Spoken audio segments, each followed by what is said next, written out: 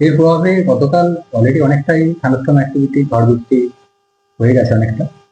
আজও সম্ভাবনা রয়েছে বজ্রবিদ্যুৎ সহ হালকা থেকে মাঝারি ধরনের বৃষ্টিপাত, কোথাও কোথাও দমকা হাওয়া থাকার সম্ভাবনা থাকছে আজকের দিনটা। বিশেষ করে বীরভূম, মুর্শিদাবাদ, নদিয়া, উত্তর চব্বিশ পরগনা এই জেলাগুলো হয়তো প্রভাবটা বেশি থাকার সম্ভাবনা থাকছে আজকের দিনটা। দু এক জায়গায় শিলাবৃষ্টির সম্ভাবনা রয়েছে, বিশেষ করে বীরভূম, মুর্শিদাবাদ এই সাইডে। আগামীকাল থেকে অনেকটাই কমে যাবে বৃষ্টিপাত, তবে স্থানীয়ভাবে দু এক জায়গায় হালকা ধরনের বৃষ্টিপাত, যেটা 29 তারিখ 30 তারিখে থাকার সম্ভাবনা রয়েছে। তবে ইন্টেন্সিটি সেরকম কিছু থাকবে না, সিভিয়ারিটি থাকবে না। হালকা ধরনের বৃষ্টিপাত স্থানীয়ভাবে 28 থেকে 29 তারিখের মধ্যে, 29 থেকে 30 তারিখের মধ্যে সম্ভাবনা থাকছে। মেন ইন্টেন্সিটি বেশি যেটা আজকের দিনটি থাকার সম্ভাবনা আছে 28 তারিখে। আবার তারপর 31 তারিখে গিয়ে আবার একটু বিক্ষিপ্ত বৃষ্টিপাতের সম্ভাবনা থাকছে বজ্রবিদ্যুৎ। অর্থাৎ এই পিরিয়ডটার মধ্যে 28 তারিখে একটু ইন্টেন্সিটি বেশি থাকার সম্ভাবনা, 29 30 তারিখ স্থানীয়ভাবে হালকা বৃষ্টির সম্ভাবনা, 31 তারিখে গিয়ে আবার বিক্ষিপ্ত ভাবে হালকা থেকে মাঝারি ধরনের বৃষ্টিপাতের সম্ভাবনা থাকছে। এরপর গিয়ে তাপমাত্রা কিন্তু বাড়বে। আগামী দুদিন অর্থাৎ আজ এবং কাল দিনের তাপমাত্রা বেশ খানিকটা কম থাকবে, প্রায় 2 থেকে 4 ডিগ্রির মতো দিনের তাপমাত্রা কমে যাওয়ার সম্ভাবনা রয়েছে আগামী দুদিনের জন্য। তারপর পরবর্তী 4-5 দিনে প্রায় 3 থেকে 5 ডিগ্রির মতো দিনের তাপমাত্রা বেড়ে যাওয়ার সম্ভাবনা রয়েছে, অর্থাৎ গরমটা অনেকটাই বেড়ে যাবে। কলকাতা পার্শ্ববর্তী অঞ্চলের জন্য হালকা থেকে মাঝারি ধরনের বৃষ্টিপাতের সম্ভাবনা থাকছে সন্ধ্যের দিকে বা বিকেলের দিকে। আগামীকাল এবং পরশু সম্ভাবনা কমের দিকে, তবে হালকা ধরনের বৃষ্টিপাত স্থানীয়ভাবে 29 তারিখে থাকতে পারে। মেন হচ্ছে সম্ভাবনা যেটা থাকছে 28 তারিখে।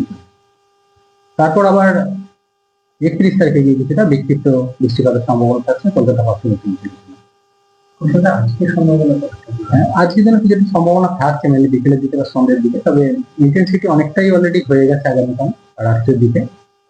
আজকেও কিছুটা সম্ভাবনা থাকছে হালকা থেকে মাঝারি ধরনের বৃষ্টিপাতের। তারপর গিয়ে মেনলি আবার 31 তারিখে গিয়ে কিছুটা বিক্ষিপ্ত বৃষ্টিপাতের সম্ভাবনা কলকাতা পার্শ্ববর্তী অঞ্চলে। দিনের তাপমাত্রা আজকের দিনটা কলকাতা পার্শ্ববর্তী অঞ্চলে প্রায় অনেকটাই কমে যাবে, প্রায় 30 ডিগ্রি কাছাকাছি নেমে আসার সম্ভাবনা রয়েছে দিনের সর্বোচ্চ তাপমাত্রাটা। কালকের দিনেও খুব একটা তাপমাত্রা বাড়বে না, 32 ডিগ্রি কাছাকাছি এক্সপেক্টেড। তারপর পরবর্তী 3-4 দিনে অনেকটাই তাপমাত্রা বেড়ে যাবে এবং আগামী 6-7 দিনের মধ্যে বেড়ে প্রায় 36 ডিগ্রি 36 ডিগ্রি কাছাকাছি টেম্পারেচার পৌঁছে যাওয়ার সম্ভাবনা থাকে কলকাতা পার্শ্ববর্তী অঞ্চলে।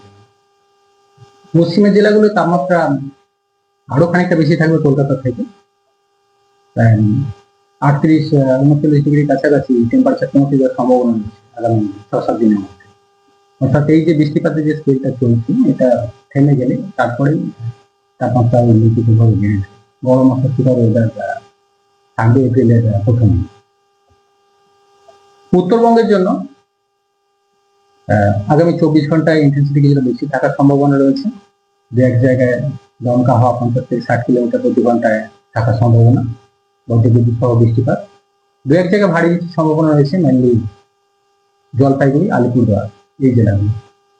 শিলাবৃষ্টির সম্ভাবনা থাকছে জলপাইগুড়ি, দার্জিলিং এই জেলাগুলো দু এক জায়গায়। কাল এবং পরশু অর্থাৎ 29 থেকে 30 তারিখ কিছুটা কমে যাবে, বেশ খানিকটা কমে যাবে, তবে বিক্ষিপ্ত বৃষ্টিপাত উত্তরের জেলাগুলো কন্টিনিউ করবে। অন্যান্য জেলাগুলো মালদা, দিনাজপুর দু এক জায়গায় স্থানীয়ভাবে হালকা বৃষ্টির সম্ভাবনা থাকবে 29 থেকে 30 তারিখের মধ্যে। 31 তারিখে গিয়ে আবার ইন্টেন্সিটি কিছুটা বেশি থাকবে, বিশেষ করে উত্তরে 5টা জেলা অর্থাৎ দার্জিলিং, কালিম্পং, জলপাইগুড়ি, কোচবিহার, আলিপুরদুয়ার এই জেলাগুলোয় আবার ইন্টেন্সিটি একটু বাড়বে। মাঝারি ধরনের বৃষ্টিপাতের সম্ভাবনা থাকবে, দু এক জায়গায় ভারী বৃষ্টির সম্ভাবনা রয়েছে জলপাইগুড়ি, আলিপুরদুয়ার, কালিম্পং এই জেলাগুলো।